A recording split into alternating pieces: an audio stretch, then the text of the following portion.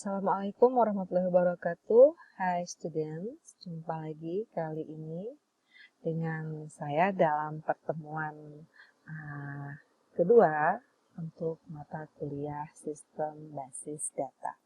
Ya, pada pertemuan sebelumnya kita telah mempelajari apa itu basis data, tipe-tipe basis data dari awal kemunculannya hingga sekarang, dan kita juga sudah mempelajari mengenai hal-hal fundamental yang terdapat di dalam basis data, ya. Nah, untuk sedikit melakukan refresh terhadap materi yang lalu, kita akan membahas studi kasus di bagian evaluasi. Ya, dimana sebelumnya di akhir pertemuan yang lalu itu saya meminta kalian untuk menunjukkan dari struktur tabel ini manakah entitas, atributnya, data value-nya, key data elemennya, dan juga record-nya. Nah, seperti yang kita lihat di sini, ya, ini adalah sebuah tabel dengan baris dan kolom. Nah, tabel disebut juga sebagai entitas, ya. Nah, kalau kita lihat dari penamaan atribut-atribut di dalam tabel ini, di mana atribut itu terdiri dari name, nama mahasiswa, dan alamat, maka sudah dapat dipastikan bahwa penamaan yang cocok bagi entitas ini adalah mahasiswa. Ya, nah, jadi ini adalah tabel mahasiswa atau disebut juga dengan entitas mahasiswa. Adapun atributnya ataupun field-fieldnya terdiri dari 3 buah field, yaitu judul dari setiap kolom yang ada di dalam tabel. Jadi di sini terdapat 3 buah atribut, yaitu name, nama mahasiswa, dan alamatnya. Adapun nilai datanya, nilai data itu adalah nilai yang terdapat dalam setiap kolomnya. Nah, jadi kalau dilihat di sini untuk atribut name, maka nilai datanya adalah 001, 002, dan 003. Begitu juga untuk nama mahasiswa. Nilai datanya adalah Stephen, Jenny, dan Brita. Dan untuk atribut alamat, nilai datanya adalah Darussalam, Bingke, dan Tiba. Nah, selanjutnya kunci elemen data. Nah, kalau kita lihat di sini, kunci elemen datanya adalah name. Karena name diberi tanda garis bawah. Maka name merupakan kunci utama yang menjadi identitas bagi entitas mahasiswa ini. Nah, terakhir, record data. Nah, record data di dalam suatu tabel itu merepresentasikan barisnya. Jadi kalau lihat di sini kita memiliki 3 baris, maka ada 3 buah record data, di mana record data pertama adalah 001 Stephen Darussalam. Record data kedua 002 Jenny Bingke. Sedangkan record data ketiga adalah 003 Brita dan Tiba. Nah, kita sudah paham semua dengan istilah-istilah dasar di dalam basis data. Sekarang kita akan memasuki pembahasan mengenai analisa basis data. Nah, kalau kalian lihat gambar di sini ya, terdapat 2 buah gambar ya. Yang pertama adalah tabel, yang kedua merupakan gambar dari sebuah entitas. Nah, di dalam analisis data, kita akan mempelajari bentuk seperti gambar ini. Ya. Nah, sedangkan dalam tahap selanjutnya, kita baru akan menerjemahkan entitas ini ke dalam bentuk tabel seperti ini. So, sekarang kita mulai masuk ke materi untuk pemahaman mengenai analisa database, sehingga nanti kalian dapat membangun suatu sistem basis data yang sesuai dengan kebutuhan yang diinginkan. Oke, kita akan memulai dengan alasan mengapa diperlukan analisa database. Ya. Nah, alasan pertama adalah karena dari analisa kita dapat mengembangkan suatu model data yang sesuai dengan keinginan ataupun kebutuhan dari klien kita. Ya. Nah, siapakah klien kita di sini? Klien kita itu adalah enterprise yang akan memanfaatkan sistem basis data pada enterprise-nya. Seperti itu, ya. Jadi misalnya kalau enterprise-nya adalah universitas, nah, maka klien kita sudah tentu pihak dari pengelola universitas tersebut.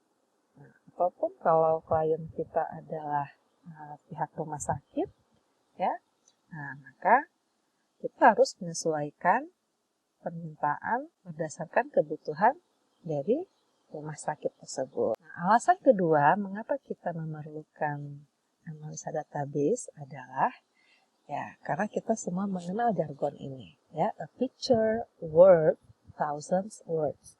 Yang artinya sebuah gambar itu bernilai ribuan kata. Ya, nah di sini kita dapat memaknai bahwa pemahaman dengan hanya melihat sebuah gambar itu dapat mewakili ribuan kata-kata, ya. Nah, tentunya kalian juga mungkin akan lebih gampang menangkap ataupun memahami sesuatu dengan hanya melihat gambar, ya. Nah, contoh dari a picture worth thousand words ini, ya. Seandainya kalian melihat suatu gambar pemandangan, ya, pasti kalian akan melukiskan dengan kata-kata kalian, wah, pemandangannya sangat indah, menenangkan, sejuk dipandang mata, dan sebagainya. Ya, akan banyak sekali kata-kata yang muncul untuk mengekspresikan apa yang kalian rasakan ketika melihat sebuah gambar. Nah, dalam hubungannya dengan analisa database juga seperti itu, ya. Dengan adanya model data nanti yang dihasilkan dari fase analisa database, nah, kita nanti akan memiliki sebuah model, sebuah gambar yang merepresentasikan sistem database yang akan kita bangun. Nah, tentunya dari gambar ini kita sudah dapat memahami kira-kira nanti apa saja yang akan kita bangun atau kembangkan. Nah, kenapa sih model data itu penting? Ya, nah, model data itu penting, ya, alasannya karena yang pertama dia itu mendeskripsikan karakteristik dari fakta dan aturan yang berlaku di suatu tempat, ya, yaitu di suatu enterprise. Ya, enterprise ini nanti kita akan membangun sistem informasinya, di mana semua data-data dari sistem informasi itu akan disimpan ke dalam database. Nah, alasan kedua kenapa kita membutuhkan analisa database adalah untuk menyediakan sumber data yang sesuai dengan kebutuhan sistem, ya. Dan alasan terakhir adalah karena data itu lebih stabil daripada proses yang menggunakan data. Nah, untuk bahasa pemodelan data sendiri, ya, nah sebenarnya ada 3 tahapan di sini, ya, untuk mengembangkan sistem basis data. Tahapan pertama adalah conceptual design atau tahapan perancangan konseptual. apa yang terjadi di sini? Nah, di dalam tahapan perancangan konseptual ini, kita akan menggambarkan kebutuhan dari suatu enterprise, ya. Nah, kita lihat di sini, ya. Nah, dalam tahap ini dia menggambarkan situasi dari suatu enterprise. Nah, apa saja yang digambarkan? Tentu saja, ya, yang digambarkan itu adalah objek-objek, ya, ataupun hubungan, fakta, kejadian yang terjadi di enterprise tersebut. Nah, kalau kita lihat di sini, ya, ada abstraksinya, ya, abstraksi dari berbagai kegiatan yang terjadi di dalam enterprise tersebut.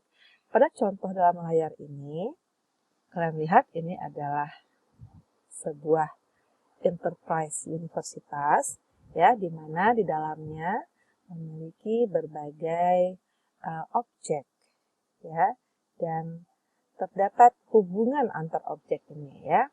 Jadi misalnya di sini ada mahasiswa, ada stafnya, ada proses pengajarannya, ya, nah, ada dosennya. Nah, semua objek ini dan relasi-relasi yang terjadi antara mereka, nah, itu semua akan kita modelkan di dalam tahap konseptual design. Nah, selanjutnya setelah kita membuat model konseptual design ini, kita nanti akan melanjutkan ke desain secara logik, ya, di mana nanti kita akan menentukan struktur data yang sesuai untuk pemodelan yang sudah kita buat sebelumnya di tahap konseptual, ya. Nah, kemudian nanti diakhiri dengan tahap physical database design. Nah, kita akan menerjemahkan, ya, semuanya yang sudah dibuat di dua tahapan sebelumnya ke bentuk fisik dari database dengan menggunakan sebuah software database management system. Nah, sekarang apa aja sih yang digambarkan di dalam tahap konseptual ini? Nah, untuk tahap konseptual itu ada yang dinamakan dengan Entity Relationship Model ataupun ERM, ya. Nah, fungsi dari ERM ini, ya, adalah untuk menjadi jembatan antara database designer dengan pengguna akhir. Nah, siapakah pengguna akhir di sini? Nah, yang tadi sudah saya sebutkan, pengguna akhir kita adalah si enterprise yang akan kita kembangkan sistem informasinya. Nah, fungsi yang lain dari ERM ini adalah sebagai konstruktor model data konseptual. Nah, jadi kita membangun model datanya, ya, abstraksi dari segala objek dan aktivitas yang terjadi di suatu enterprise. Nah, ini kita bangun di sini, ya. Sehingga nanti tentunya akan lebih mempermudah proses pengembangan sistem informasinya. Nah, siapakah pengguna dari ERM ini? Penggunanya adalah seorang database analis, ya. Nah, tugas dari seorang database analis apa aja? Nah, tugasnya yang pertama adalah dia harus dapat mengidentifikasi dan memahami rules yang berkaitan dengan data. Rules di sini apa? Rules di sini adalah bisnis rule-nya, ya. Aturan-aturan bisnis yang berlaku di suatu enterprise, ya. Nanti kita akan melihat contoh-contoh dari rules ini, ya. Nah, tugas selanjutnya dari seorang database analis adalah merepresentasikan rules sehingga dimengerti oleh developer sistem dan user. Nah, seorang database analis setelah selesai melakukan analisanya terhadap suatu sistem informasi yang akan dibangun untuk enterprise tersebut, nah, maka dia harus dapat menggambarkan ataupun menerjemahkan segala macam aturan maupun proses bisnis yang terjadi di dalam enterprise tersebut sehingga dapat dimengerti oleh seorang developer sistem, dan juga calon penggunanya. Ya. Nah, jadi ini merupakan tugas kedua dari seorang database analis. Adapun tugas terakhirnya adalah dia melakukan implementasi dari rules-rules yang sudah dibuat ya ke dalam software DBMS. Nah, sekarang kita udah bicara tadi mengenai rules. Apa itu rules? Ya. Nah, ini adalah contoh dari business rules. Ya. Nah, contohnya yang pertama, seorang mahasiswa boleh mengikuti sidang hanya jika dia tidak memiliki nilai D. Nah, ini tentunya rules ini berlaku bagi enterprise berupa universitas. Adapun contoh kedua, ya, di mana rules-nya berbunyi diskon 10% diberikan kepada pembeli yang belanjaannya itu minimal 200.000 dan diskon itu berlaku hanya 24 jam dari waktu belanja. Nah, tentunya rules yang kedua ini tidak berlaku di enterprise universitas, akan tetapi dia berlaku pada enterprise berupa swalayan, berupa retail, berupa shop ya. Nah, jadi di sini seorang database analis harus dapat mengidentifikasi dan kemudian merepresentasikan setiap rules yang ada dari setiap enterprise ya. Jangan sampai salah rules. Oke. Nah, sekarang gimana sih cara untuk mengidentifikasi business rules? Nah, caranya ada dua. Yang pertama, dengan melakukan wawancara, baik secara individu maupun secara berkelompok. Nah, dalam wawancara ini ya dapat dimulai dengan pertanyaan-pertanyaan yang melibatkan WH ya. Apa saja WH itu? Who, what, when, where, why, dan how ya. Nah, contohnya ya.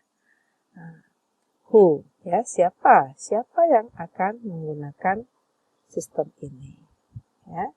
Nah, kemudian misalnya lagi ya, what gitu ya, apa ya. Nah, kita bisa menanyakan apakah rules ini selalu berkondisi benar. Nah, ataukah rules ini hanya berlaku di saat-saat tertentu. Nah, seperti itu kira-kira contohnya ya. Adapun bentuk dari dokumentasi, nah dokumentasi ini sudah pasti yang berbentuk dokumen ya. Nah, ini dapat berupa dokumen tertulis ataupun dokumen-dokumen berupa gambar gitu ya. Nah, jadi semua dokumen yang terlibat di dalam aktivitas pada suatu enterprise, nah itu juga dapat menjadi bahan utama untuk dapat mengidentifikasi business rules yang berlaku di enterprise tersebut. Nah, untuk membangun suatu entity relationship model, ya, dibutuhkan 3 buah komponen. Ya. Jadi tadi kita sudah melihat ya sebelumnya, untuk fase analisa database ini, kita menggunakan pemodelan berupa pemodelan ER, ya, Entity Relationship. Nah, Entity Relationship ini nanti kita akan menggambarkan dalam bentuk suatu diagram, ya, sehingga nanti terkadang lebih sering dikenal dengan penamaan ERD ataupun Entity Relationship Diagram, ya. Nah, untuk membangun ERD ini, ya, dibutuhkan 3 hal yang paling mendasar. Yang pertama adalah entitas. Ya. Nah, apa itu entitas? Nah, entitas adalah hal-hal yang berhubungan dengan suatu organisasi. Ya. Misalnya orang, tempat, objek, kejadian, ataupun konsep. Ya. Nah, untuk menamakan sebuah entitas itu selalu digunakan dengan kata-kata benda, ya. Misalnya untuk entitas orang, contohnya mahasiswa, karyawan, pasien, ya, dosen. Nah, itu semua adalah entitas orang yang dinamakan dengan kata benda. Selanjutnya, contoh seperti untuk entitas tempat. Nah, itu ada toko, gudang, kota. Entitas objek itu ada mesinnya, ada gedung, ada mobil, gitu ya. Nah, kemudian untuk contoh penamaan entitas kejadian, penjualan, pendaftaran, pembaruan, ya, pemesanan, nah, seperti itu. Kemudian terakhir untuk contoh penamaan entitas konsep, ya, misalnya mata kuliah, rekening, ya. Nah, itu semua adalah contoh-contoh penamaan dalam sebuah entitas. Nah, entitas itu sendiri terbagi lagi menjadi 3 macam, ya. Yang pertama, ada yang namanya entitas kuat, ya. Ada juga yang namanya entitas lemah, dan juga ada yang namanya entitas asosiatif, ya. Nah, kita akan membahas mengenai entitas ini di slide selanjutnya. Oke, sekarang kita lihat dulu komponen kedua yang menyusun sebuah IRM, ya. Komponen kedua adalah atribut. Nah, atribut ini sama juga halnya dengan atribut atau field yang tadi sudah kita bahas di pertemuan awal, ya, untuk menunjukkan kolom-kolom dalam sebuah tabel, ya. Nah, jadi apa sih sebenarnya atribut itu? Nah, atribut itu adalah karakteristik dari suatu tipe entitas. Nah, penamaannya seperti apa? Nah, sama seperti entitas, penamaannya menggunakan kata benda, ya. Nah, jadi seperti kita sudah lihat di slide awal tadi, ya. Contoh dari entitas mahasiswa misalnya, dia memiliki atribut berupa NIM, nama, alamat, ya, semester, tanggal lahir, nah, dan lain sebagainya, ya.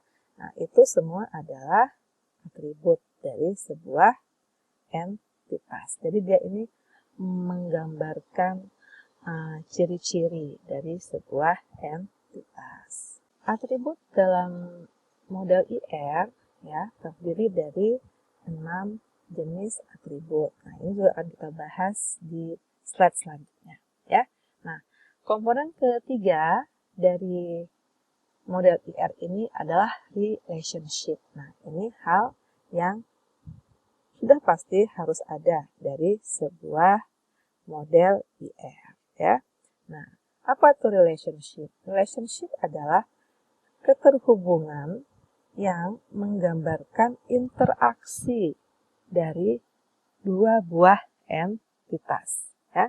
Nah, berbeda dengan penamaan untuk entitas dan atribut, yang tadi keduanya menggunakan kata benda, untuk relasi sendiri, penamaannya itu harus menggunakan kata kerja, ya. Dan relationship ini memiliki 3 tipe, ya. Yang pertama adalah degree, kedua cardinality, dan yang ketiga adalah participation constraint. Ketiga komponen ini nantinya akan kita gunakan untuk menggambarkan sistem basis data yang akan dibangun untuk sebuah enterprise. Nah, tentunya karena ada kata-kata menggambarkan, ya, otomatis kita membutuhkan notasi ataupun simbol-simbol tertentu untuk menyatakan ketiga komponen tadi. Nah, di sini kita sudah bisa melihat, ya. Nah, ada simbol-simbol yang digunakan untuk menggambarkan entitas, untuk menggambarkan atribut, dan juga untuk mengilustrasikan relasi. Nah, sebelumnya tadi sudah saya singgung ya bahwa entitas itu merupakan seluruh hal yang berhubungan dengan suatu enterprise. Nah, di sini terdapat 3 jenis entitas ya, yaitu yang pertama adalah strong entity ataupun entitas kuat. Maksud dari entitas kuat ini ya adalah entitas tersebut dia dapat berdiri sendiri tanpa entitas lain. Ya. Nah, gimana cara mengetahui bahwa suatu entitas itu adalah entitas kuat? Nah, kita cukup melihat apakah entitas tersebut memiliki suatu atribut yang menjadi identifier-nya ataupun yang menjadi kunci data elemennya. Ya.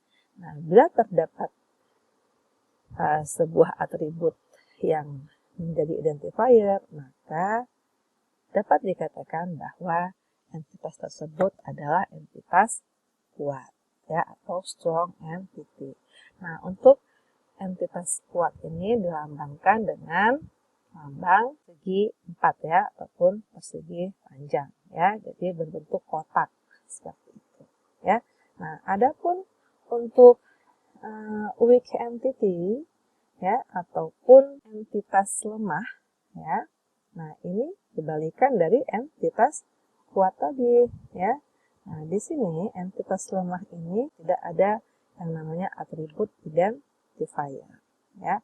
Nah, sehingga keberadaannya ini bergantung kepada entitas yang lain ya. Nah, karena dia bergantung kepada entitas lain, maka ia dikatakan sebagai entitas lemah. Ya. Nah, untuk menggambarkan entitas lemah ini digunakan ya double kotaknya. Jadi kalau tadi di entitas kuat itu hanya kotak tunggal, nah ini terdapat kotak yang nested, ya, kotak yang bersusun dua seperti itu. Nah, adapun untuk tipe entitas yang ketiga yaitu entitas asosiatif. Nah, entitas ini adalah entitas yang terbentuk dari sebuah relasi. Ya, nah dia dilambangkan dengan persegi panjang juga, namun yang membedakan dengan entitas yang duanya lagi adalah dia memiliki lengkungan di setiap sudut kotaknya seperti itu. Ya, nah jadi ketiga entitas ini ya. Nah, itu terdapat di dalam suatu model relasi. Nah, contoh-contohnya ya dari entitas kuat ya. Nah, misalnya ya, mahasiswa, contoh yang di awal tadi ya, karena dia memiliki atribut identifiernya adalah NIM ya, nah, maka dia merupakan entitas kuat ya. Adapun contoh dari entitas lemah ya, nah, misalnya ya alamat mahasiswa ya. Nah, alamat mahasiswa ini ya kan dapat terdiri dari jalan, nomor rumahnya, kemudian RT RW-nya ya, kotanya, kecamatannya, desanya. Nah, ini semua dikatakan dengan entitas lemah. Akhir contoh dari entitas asosiatif adalah yang terjadi di dalam penjadwalan kuliah misalnya. Ya. Nah, jadi misalnya seorang dosen mengajar mata kuliah. Ya. Nah, di relasi mengajar itu, ingat ya, tadi relasi itu harus menggunakan kata kerja. Di relasi mengajar itu, ya, nah tentunya di situ membutuhkan suatu penjadwalan, kan, yang meliputi apa saja, misalnya meliputi waktunya, kapan, jamnya, kemudian harinya, ya, kemudian yang lainnya adalah ruangannya. Nah, itu adalah contoh dari entitas asosiatif, ya. Nah, selanjutnya untuk atribut. Nah, atribut itu sendiri, ya, dia tidak memiliki simbol sebenarnya ya.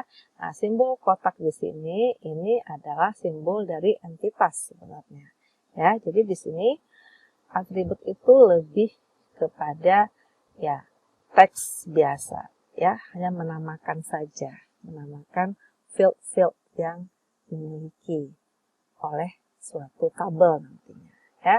Nah, di sini kalau kalian lihat ya, di sini ada identifier ya, partial identifier dan seterusnya. Nah, di sini maksudnya adalah penamaan untuk sebuah identifier. Jadi misalnya seperti tadi ya, contohnya adalah entitas mahasiswa. Maka kita menuliskan terlebih dahulu nama entitasnya di bagian teratasnya. Ya, di sini misalnya mahasiswa. Kemudian yang menjadi atribut identifiernya adalah name. Maka penamaan name-nya harus diberikan garis bawah. Ya. Nah, adapun bila entitas tersebut ya mengandung partial identifier ya, nah ini untuk entitas lemah ya, maka di bawah nama atribut yang menjadi identifiernya itu harus diberikan double underline ya, jadi garis bawah 2 ya. Nah, terdapat beberapa jenis atribut untuk pemodelan IR ini ya. Yang pertama adalah required attribute. Required attribute ini artinya atribut wajib yang harus memiliki sebuah nilai di dalam entitas tersebut ya. Nah, atribut wajib ini ya langsung aja kita tulis apa misalnya atributnya ya, misalnya kayak tadi nama. Nah, itu atributnya ya, ataupun name itu juga atribut, itu tinggal dituliskan saja. Kemudian untuk optional atribut ya. Nah, optional atribut ini maksudnya adalah atribut yang tidak harus ada pada suatu nilai ya. Jadi artinya atribut ini boleh ada boleh enggak seperti itu ya. Jadi kalaupun dia ada namanya tapi dia boleh tidak punya nilai, boleh dikosongkan gitu ya. Nah, misalnya seperti tadi pada pemberian alamat gitu ya. Nah, alamat itu kan dia nanti dipecah lagi misalnya menjadi jalan, nomor, RT, RW dan seterusnya ya. Nah, misalnya nih RT, RW, nah itu bersifat opsional, boleh kosong, boleh juga tidak gitu ya. Jadi boleh ada datanya, boleh juga tidak ada datanya. Nah, itu namanya optional ya. Nah, untuk penulisannya ya langsung saja dituliskan namanya seperti itu ya. Nah, kemudian untuk atribut derived atribut. Derived atribut ini adalah atribut yang nilainya itu diturunkan dari atribut yang lain ya. Nah, misalnya ya, umur seorang mahasiswa ya. Nah, umur itu tidak langsung diinputkan, akan tetapi umur itu dapat dihitung berdasarkan apa? Berdasarkan atribut tahun lahirnya misalnya ya. Nah, jadi itu namanya derived attribute. Nah, penamaan derived attribute di dalam sebuah notasi IR ya, nah itu dia harus dituliskan di dalam tanda kurung siku. Nah, selanjutnya untuk jenis atribut multi-value ya. Nah, multi-value ini artinya atribut yang memiliki nilai lebih dari 1 ya. Nah, oke, tadi juga ya, misalnya alamat misalnya ataupun hobi gitu. Nah, itu juga memiliki lebih dari 1 nilai. Nah, untuk notasinya itu dituliskan di antara kurung kurawal ya. Nah, atribut yang lain adalah atribut komposit ya. Atribut komposit artinya atribut yang terbentuk dari beberapa atribut ya. Jadi kalau tadi itu derive itu dari satu atribut lain ya. dia dihasilkan dari satu atribut lain. Nah, composite adalah terbentuk dari gabungan beberapa atribut ya. Nah, misalnya kayak alamat tadi ya. Alamat itu terdiri dari gabungan jalan, nomor rumahnya, RT RW-nya, kecamatannya, desanya, kotanya ya, ataupun kode posnya. Jadi itu membentuk atribut alamat yang lengkap. Nah, itu gabungan setiap atribut itu tadi yang membentuk apa yang dinamakan dengan atribut composite ya. Nah, tadi ada satu lagi yang terlewatkan ya, yaitu single value attributes ya. Nah, ini kebalikan dari multi value attributes ya. Jadi kalau tadi multi value itu adalah atribut yang memiliki nilai yang banyak gitu ya, terdiri dari beberapa nilai. Nah, sedangkan single atribut ini dia hanya memiliki satu nilai saja. Oke, selanjutnya untuk simbol ya, untuk menggambarkan relasi. Nah, tadi kita sudah lihat ya, relasi itu pada selanjutnya ada namanya degree, cardinality, dan participation constraint. Ya. Nah, relasi, apa itu relasi? Tadi kita sudah bahas, relasi itu adalah keterhubungan yang menyatakan interaksi antara dua entitas. Nah, sekarang ada namanya degree relasi, ya, derajat keterhubungan, ya. Nah, derajat ini menggambarkan jumlah entitas yang terlibat di dalam sebuah relasi. Nah, secara umum dia ada 3 jenis degree. Yang pertama adalah unary. Nah, unary ini adalah relasi yang terjadi pada sebuah entitas tunggal. Relasi ini juga sering disebut dengan recursive relationship. Nah, mungkin di antara kalian ada yang bertanya, tadi bukannya definisi dari relasi adalah menyatakan hubungan untuk dua buah entitas. Nah, bagaimana bisa sekarang ada satu entitas disebut punya relasi? Nah, di sini maksudnya adalah ya, contohnya misalnya ya, contoh dari relasi unary ini misalnya adalah seorang penduduk menikahi seorang penduduk ya, ataupun seorang pegawai memanajeri pegawai yang lain seperti itu. Nah, di sini yang dilihat adalah entitasnya, yaitu entitas si pegawai tadi ya, bahwa si orang yang memanajeri itu dia merupakan bagian dari entitas pegawai tersebut. Seperti itu. Jadi daripada kita menggambarkan pegawai memanajeri pegawai, ya, padahal itu satu entitas yang sama, ya.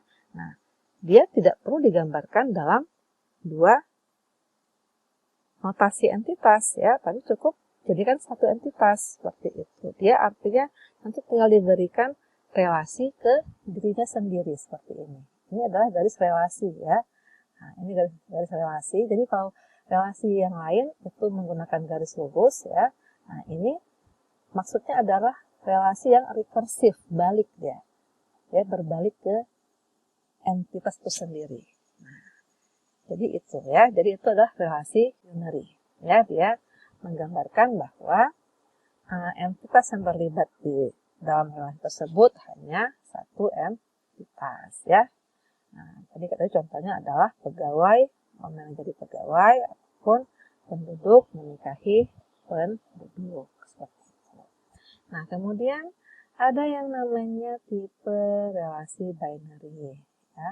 Nah, binary ini umum terjadi ya, yaitu keterhubungan antara dua buah entitas ya, jadi entitasnya dua ya, ini sangat umum ya, misalnya tadi ada mahasiswa mengikuti mata kuliah, dosen mengajar mata kuliah ya. Nah, itu adalah contoh-contoh dari relasi binary. Adapun untuk relasi ternary ini artinya melibatkan 3 buah entitas ya. Nah, contohnya ya, pada relasi antara pedagang dengan pembeli. Nah, di sini pedagang relasinya adalah menjual kepada pembeli ya. Ada sesuatu hal yang dijual ke pembeli, apa itu? Itu barang ya, sehingga barang itu menjadi entitas yang ketiganya. Oke, jenis relationship yang kedua adalah relationship cardinality ataupun kardinalitas relasi. Nah, kardinalitas ini merupakan batasan jumlah minimal dan maksimal dari sebuah relasi. Ya. Nah, ini harus dimiliki oleh setiap entitas. Jadi bukan oleh sebuah relasi, tapi oleh setiap entitas. Nah, untuk simbolnya sendiri, ya, nah ini perlu saya jelaskan terlebih dahulu bahwa untuk model R ini terdapat dua jenis notasi ya. Yang pertama adalah notasi chain dan notasi crossfoot.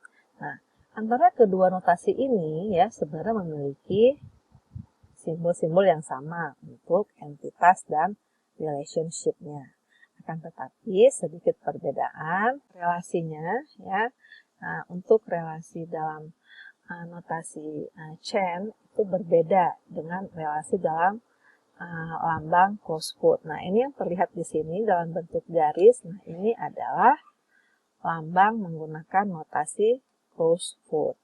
Adapun untuk lambang relasi menggunakan notasi chain itu digunakan simbol diamond. Adapun untuk relationship cardinality-nya ya, nah, simbol yang kalian lihat di sini ini adalah simbol dari crossfoot ya, simbol menggunakan notasi crossfoot. Nah, sedangkan untuk notasi dalam bentuk chain ya, nah itu biasanya digunakan berupa lambang angka ya, lambang angka ataupun huruf. Ya, nah, contoh seperti apa? Nah, kita akan bahas sekarang, ya. Nah, dari 4 kardinalitas ini, ya, yang pertama adalah mandatory one, ya.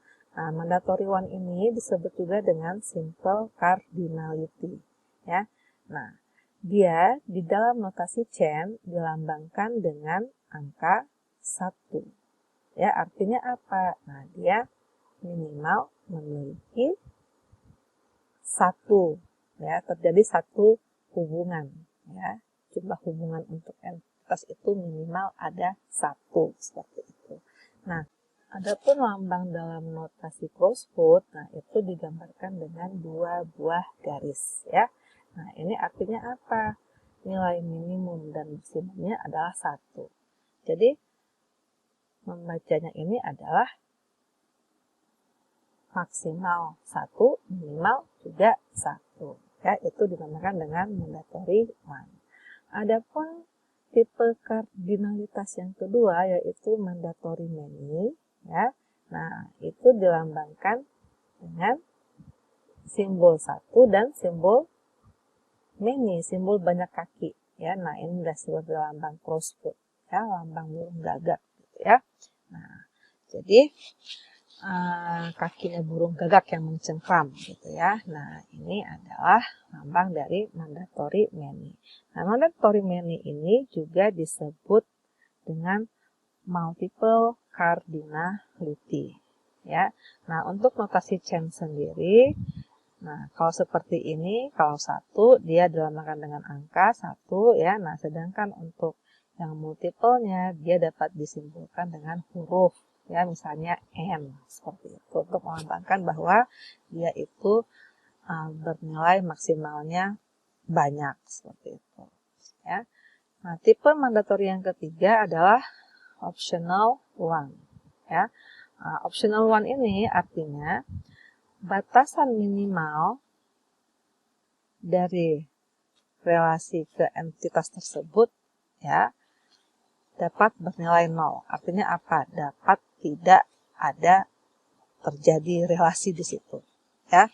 Nah, dan batasannya, batasan maksimalnya adalah 1, ya.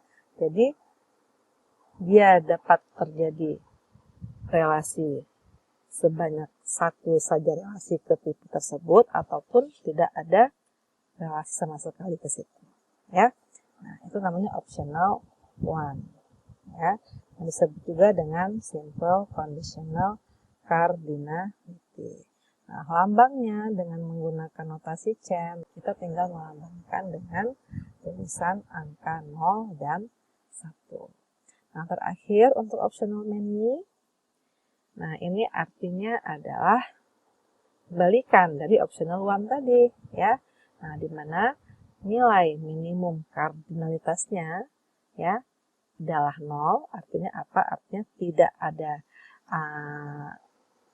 bisa terjadi tidak ada relasi ke entitas tersebut, ya.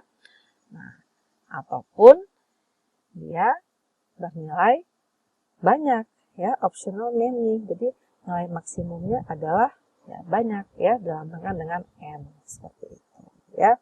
Nah, optional many ini disebut juga dengan multiple conditional cardinality, ya. Jadi ini cara mudah untuk mengingatnya adalah, ya, ingat saja bahwa optional one ataupun optional many, ya, yang namanya optional itu pasti O, ya, pasti minimumnya adalah 0, ya, jadi sudah pasti lambangnya adalah O, optional, ya, seperti itu.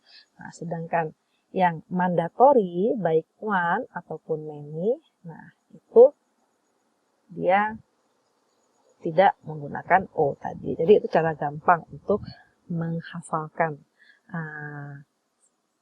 penamaan dari kardinalitas.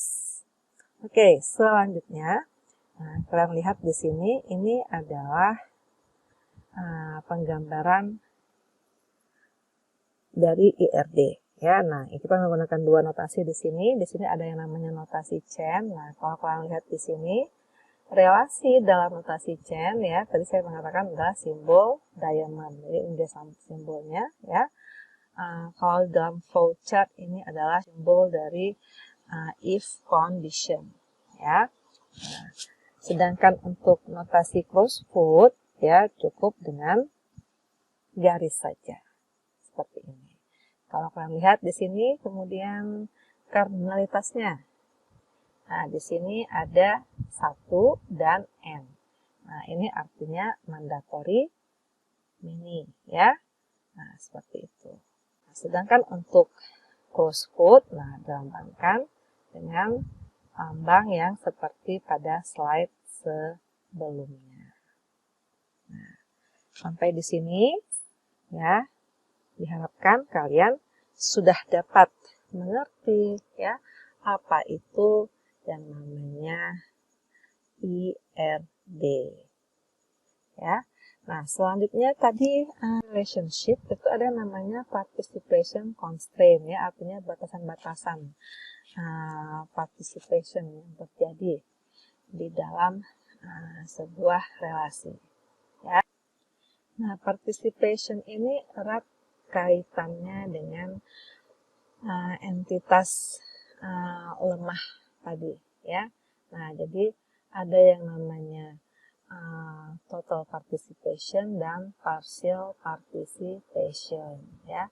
Jadi maksudnya adalah keberadaan suatu entitas itu bergantung pada hubungannya dengan entitas yang lain, ya. Nah, itu untuk total participation, ya.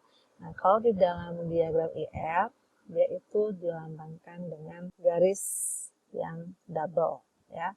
Nah, selanjutnya untuk partial participation, keberadaan entitasnya itu tidak tergantung pada hubungan dengan entitas yang lain, ya. Nah, dia itu untuk partial participation ini dilambangkan dengan satu garis penghubung, ya. Nah, jadi ini erat kaitannya tadi juga dengan weak ataupun strong entities-nya. Selanjutnya, bagaimana cara kita menyatakan relasi dan kardinalitas? Nah, pada contoh di layar ini, ya, kalian bisa melihat, ya, terdapat 6 buah entitas. Nah, dari setiap entitas ini ya, nah terdapat relasi ya antar setiap entitasnya. Nah, sekarang bagaimana kita membaca entitas ini? Ya, nah di sini kita lihat ya. Entitas pertama. Nah, kalau kalian lihat di sini, ini ada kata kerjanya ya. Kata kerja relasinya itu adalah memasok ya, memasok ataupun dipasok. Jadi ini bisa dibaca dari dua arah yang berbeda ya. Nah, misalnya dari sebelah sini ya, dari supplier. Nah, di sini kita menggunakan kata kerja aktif ya, di mana cara membacanya adalah satu atau lebih supplier memasok satu atau lebih supplier memasok barang. Nah, barang ini ya boleh jadi supplier itu tidak memasok barang ya, nah, ataupun supplier itu dapat memasok banyak barang seperti itu. Jadi tergantung kepada kardinalitasnya ya. Nah, kalau dibaca dari sebelah sini ya, barang ke supplier. Nah, berarti barang dipasok oleh supplier. Dimana bisa jadi tidak ada barang yang dipasok oleh supplier ya, ataupun banyak barang yang dipasok oleh supplier ya. Nah, jadi di sini maksudnya adalah ya, pembacaan ini dapat dilakukan dari dua arah ya. Nah, pembacaan selalu dimulai dengan nama entitasnya, kemudian kardinalitas minimumnya ya diikuti dengan relasinya apa dan jumlah maksimum kardinalitasnya dan entitasnya ya. Jadi di sini bisa dikatakan supplier ya memiliki setidaknya satu supplier itu dapat memasok ya, dapat memasok banyak barang ya, ataupun satu supplier tidak memasok barang sama sekali seperti itu ya. Nah, untuk relasi yang lain ya, nah misalnya yang terjadi antara barang dengan produk. Nah, di sini antara barang dengan produk ya, nah itu dapat dibaca misalnya produk memiliki barang ya, ataupun produk terdiri dari barang gitu ya. Jadi satu produk ya memiliki satu barang, ataupun banyak produk ya dapat memiliki banyak barang seperti itu ya. Nah, dia juga dapat dibaca kebalikannya ya. Nah, misalnya suatu barang dimiliki oleh satu produk, ataupun banyak barang dimiliki oleh satu produk atau banyak produk. Jadi dapat dibaca dari dua arah yang berbeda ya, tentunya dengan menggunakan kata kerja pasif dan aktif tadi. Nah, selanjutnya untuk supplier dengan pengiriman. Nah, di sini relasi terjadi adalah mengirim ya. Nah, di sini pembacaannya adalah ya hanya satu supplier yang dapat mengirimkan pengiriman ya, atau melakukan pengiriman ya. Jadi di sini boleh mengirim, boleh melakukan ya. Nah, di sini karena di sini adalah optional many ya, maka pembacaannya adalah ada kemungkinan ya tidak ada pengiriman yang dilakukan oleh supplier ya. Nah, ataupun banyak pengiriman tapi dia dilakukan oleh satu supplier saja ya. Nah, selanjutnya untuk pengiriman dengan barang ya. Nah, ini juga relasi yang terjadi misalnya adalah terdiri dari ya kan, ataupun mengandung ya, ataupun melibatkan gitu ya, ataupun pengiriman mengirim barang juga bisa ya.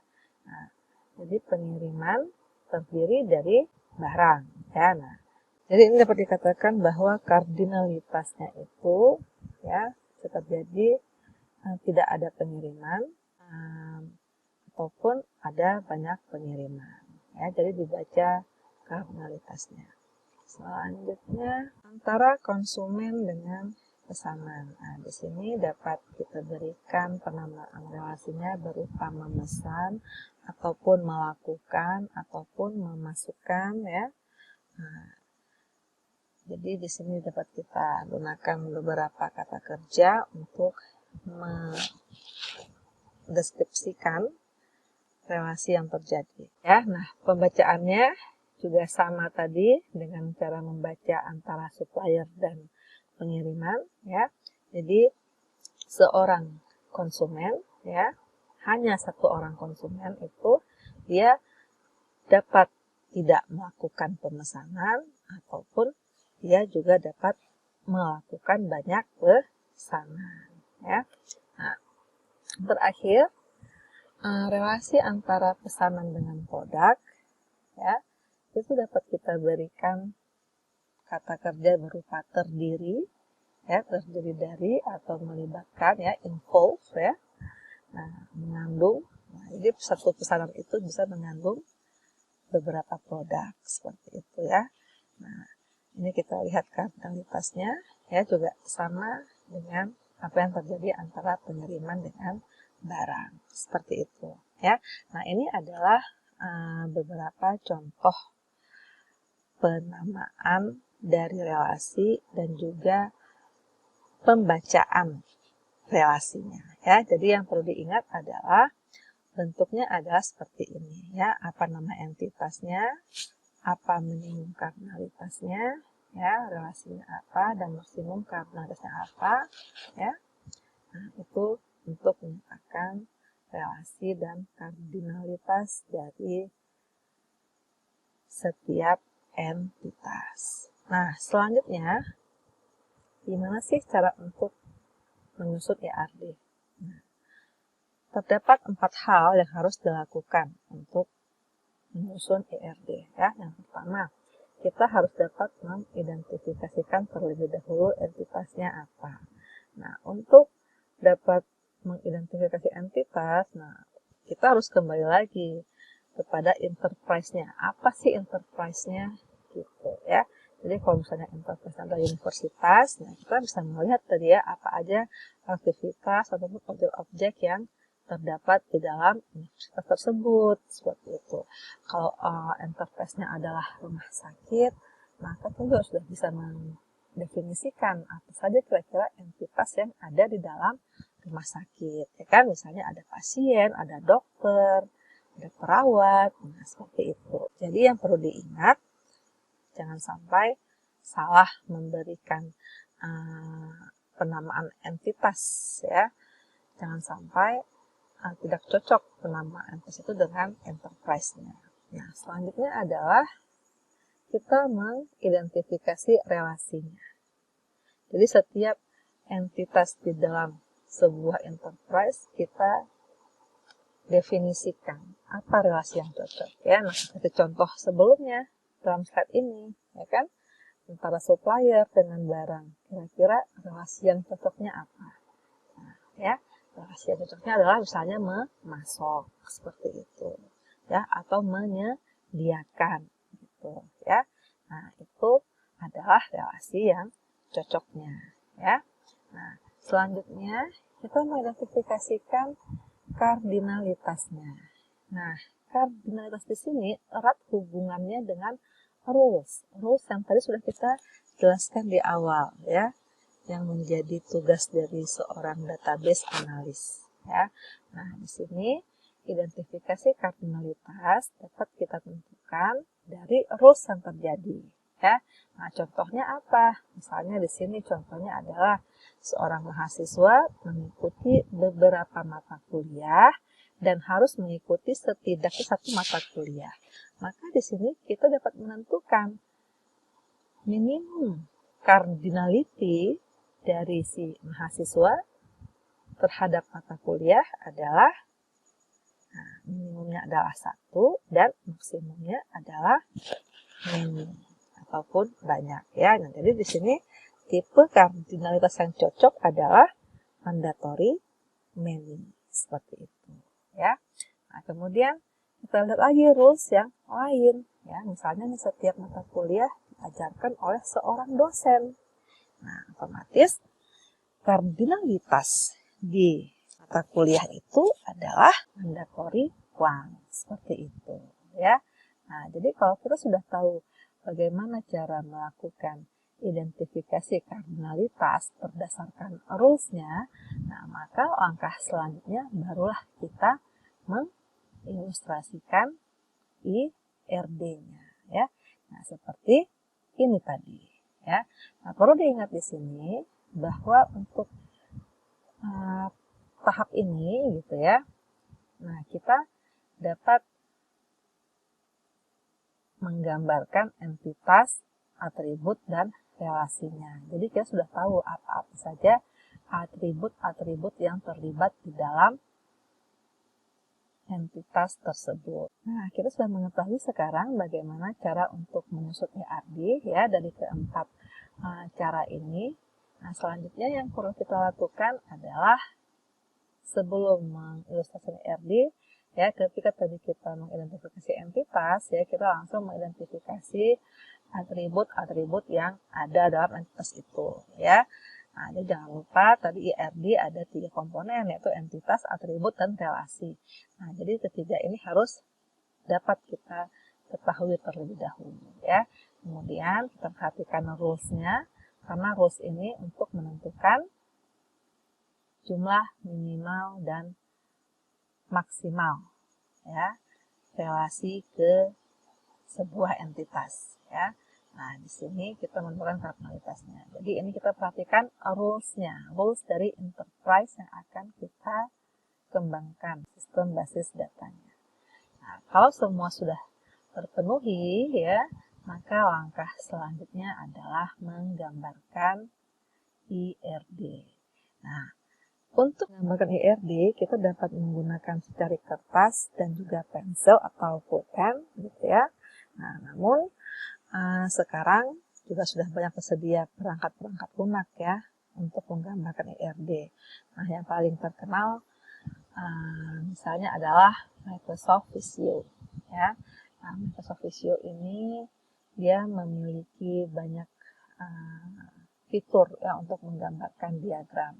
Nah, kalau kalian lihat pada layar ini, ya, saya di sini hanya menyampaikan 4 jenis software ini, ya. Nah, keempat software ini kalau kita perhatikan adalah software-software yang juga dapat menggambarkan flowchart, ya. Nah, mungkin pada mata kuliah algoritma dan pemrograman, ya, kita menggunakan flowchart, ya. Flowchart tersebut kita gambarkan dengan menggunakan salah satu dari software ini ya ataupun software yang lainnya ya. Nah, jadi kebanyakan software penggambar IRD itu merupakan software yang memiliki fitur untuk menggambar flowchart gitu ya. Nah, jadi kalian bisa menggunakan flowchart. Jadi kalian bisa menggambarkan dengan menggunakan software apapun ya. Nah, untuk Microsoft Visio sendiri ini dia dijalankan pada komputer ya, jadi dia harus diinstal pada komputer. Begitu juga dengan Power Designer ya, ini harus diinstalkan pada komputer. Nah, kedua software ini adalah software berbayar ya. Nah, untuk Power Designer sendiri dia memiliki kelebihan dibandingkan dengan Visio, di mana Power Designer ini setiap ilustrasi IRD-nya itu nanti dapat langsung diterjemahkan ke dalam bahasa database ya. Nah, nanti dia akan diterjemahkan langsung untuk membuat database dan tabel-tabelnya seperti itu ya. Nah, tapi ini kedua software ini adalah berbayar untuk dapat diinstal pada komputer kalian. Nah, selanjutnya ada yang namanya Visual Paradigma ya. Nah, Visual Paradigma ini terdapat 2 versi. Versi yang dapat diinstalasikan pada komputer ya, dan dia juga memiliki versi webnya. Jadi tanpa harus diinstalasikan, kalian cukup bermodalkan koneksi internet ya. Nah, maka kalian sudah dapat menggambarkan IRD menggunakan aplikasi Visual Paradigma ya. Nah, terakhir adalah Lucidchart. Nah, Lucidchart ini dia berbasis web ya. Jadi untuk membuka aplikasi ini kita cukup membuka web browser seperti Firefox ataupun Chrome ya. Nah, kemudian kita nanti mengakses alamat dari Lucidchart ya, dan nanti kita boleh bisa menggambarkan IRD.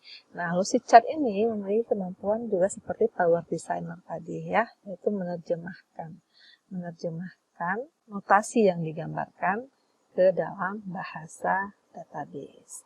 Nah, kita nanti akan mencontohkan ya penggunaan dari Lucidchart di sini. Saya menggunakan Lucidchart yang sangat-sangat mudah digunakan untuk para pemula ya, dan ini juga tidak perlu diinstal pada komputer kalian. Jadi kalau kalian mungkin komputernya terbatas space-nya atau memorinya gitu ya, nah kalian tidak perlu khawatir, yang penting kalian dapat koneksi internet gitu ya. Nah, kalian bisa menggambarkan IRD di sana. Penggunaan perangkat Illustrator IRD ini akan kita bahas pada pertemuan selanjutnya ya. Nanti kita akan mempraktekkan bagaimana cara untuk melakukan pembuatan IRD ya. Nah, sampai di sini untuk pertemuan yang kedua ya. Kita bertemu lagi nanti di pertemuan yang ketiga untuk mempraktekkan penggunaan IRD dengan menggunakan Lucidchart. Sekian dulu pembahasan di pertemuan yang kedua ini. Kita akan berjumpa lagi di pertemuan yang ketiga selanjutnya. Terima kasih. Wassalamualaikum warahmatullahi wabarakatuh.